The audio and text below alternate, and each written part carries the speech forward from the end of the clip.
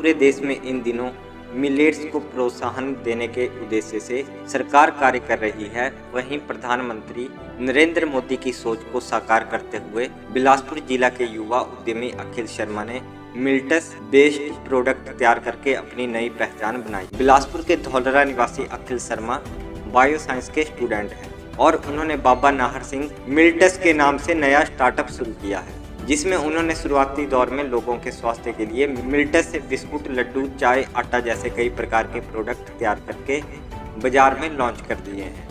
अखिल ने इससे पहले ट्रायल के लिए काली हल्दी भी अपने खेतों में उगाई थी, जिसकी बाजार में भारी मांग को देखते हुए उन्होंने अब इसे बड़े पैमाने पर उगाना शुरू कर दिया। वहीं अखिल शर्मा ने बिलासपुर में चल रहे दुर्गा पूजा उत्सव में अपने मिलेट्स प्रोडक्ट का डिस्प्ले भी किया, जिसे लोगों ने बहुत पसंद किया और उनके इस कार्य की तारीफ भी की। वहीं स्पेशल ओलंपिक भारत की अध्यक्ष और समाजसेवी संस्था चेतना की संस्थापिका डॉक्टर मल्लिका नड्डा ने युवा उद्यमी अखिल शर्मा के कार्य को लेकर बधाई दी है और उन्हें मिलेट्स को लेकर पूर्ण सहयोग प्रदान करने का आश्वासन दिया है। वहीं युवा अखिल शर्मा ने बताया कि मिलेट्स को लेकर उनका कार्य जारी है और मिलेट्स से स्वास्थ्य रक्षा तो होगी ही, साथ ही कई गुणों का भी लोगों को भरपूर लाभ मिल सके। बता दें कि प्रधानमंत्री नरेंद्र मोदी ने मिलेट्स यानी श्री अन्न को प्रोत्साहित करने के लिए इस साल मिलेट्स ईयर घोषित कर रखा है और लोगों से अपने खेतों में मिलेट यानी मोटा अनाज उगाने का आह्वान किया है। पूरे देश भर में इस मिलेट्स की धूम है। पोषक तत्वों से भरपूर मोटा अनाज जैसे ज्वार, बाजरा, उद्दा, कंगनी, रानी और कुटकी को अब लोग भी अपनी रसोई में प्राथमिकता दे रहे हैं। बड़ी बड़ी कंपनियां भी अपने प्रोडक्ट्स में मिलेट्स को शामिल करके उनका जोरों से प्रचार प्रसार कर रही है। यहाँ यह भी बता दें कि मिलेट्स में भारी मात्रा में प्रोटीन उपलब्ध रहती है, जिनके सेवन से मानव शरीर में ऊर्जा बरकरार रहती है और मिलेट्स में भारी मात्रा में अमीनो एसिड, फाइबर, आयरन और फॉलेट जैसे मिनरल होने से यह एंटी एजिंग का भी काम करते हैं। स्वास्थ्य की रक्षा के लिए मिलेट्स का प्रयोग करके लोग अपने घरों में रोटी, खिचड़ी, पुलाव, इडली, डोसा, उपमा और सूप बनाकर भरपूर लाभ उठा सकते हैं। आदरणीय प्रधानमंत्री जी द्वारा मिलेट ईयर की घोषणा की गई है।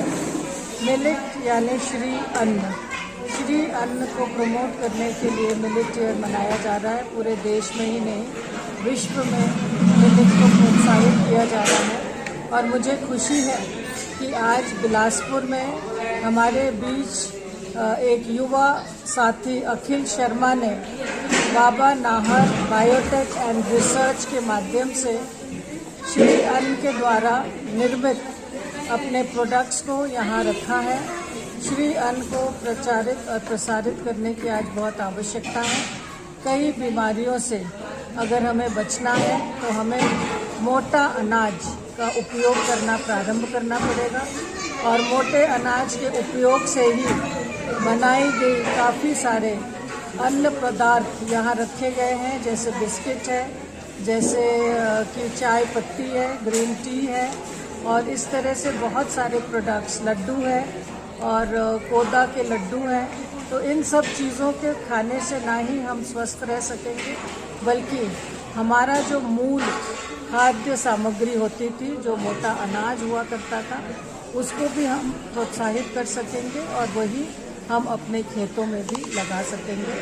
तो मैं एक बार बहुत बहुत बधाई देती हूँ। Baba Nahar biotech and research centre से हूँ, फाउंडर हूँ उनका। तो अभी हमने मिलेट्स के ऊपर काम करना शुरू कर रखा है। तो मिलेट्स में हमारे पास कोदो मिलेट, रागी, बार्नयार्ड, ब्राउन टॉप और जितने भी प्रकार के मिलेट हैं सब अवेलेबल होते हैं। उसका आटा हमारे पास मिल जाएगा, चावल मिल जाएंगे। उनके जो स्वास्थ्य के लिए आपके लिए बहुत ज़्यादा इंपॉर्टेंस वो रखते हैं मिलेट्स, जो मोटा अनाज हमारा है। साथ ही में हमारी ग्रीन टी है, जिसमें हमने एंटी कैंसरस मशरूम का यूज़ कर रखा है। जो फर्स्ट स्टेज वाले कैंसर पेशेंट्स हैं वो इसका यूज़ कर सकते हैं। और साथ में हमारे पास यहाँ पे हमने मिलेट्स को इजीली खाने के लिए हमने बिस्किट्स की फॉर्म में बना रखा है। उसमें हमने मीठे बिस्किट, नमकीन बिस्किट, शुगर फ्री बिस्किट और लड्डू के फॉर्म में भी हमने मल्टी मिलेट बिस्किट का बना रखा है हमने अपना प्रोडक्ट। तो आप अगर इन चीज़ों का ज़्यादा से ज़्यादा इस्तेमाल करेंगे तो आप जो दवाइयाँ हम आजकल बड़ी बड़ी बीमारियों के लिए खा रहे हैं तो उनसे हम उसका बचाव कर सकते हैं। देखिए आज के टाइम में जैसे अभी मिलेट्स को लेके अवेयरनेस नहीं है, तो अभी उनके प्राइस बहुत ज़्यादा है। कंपेयर टू अदर जो प्रोडक्ट्स हैं हमारे।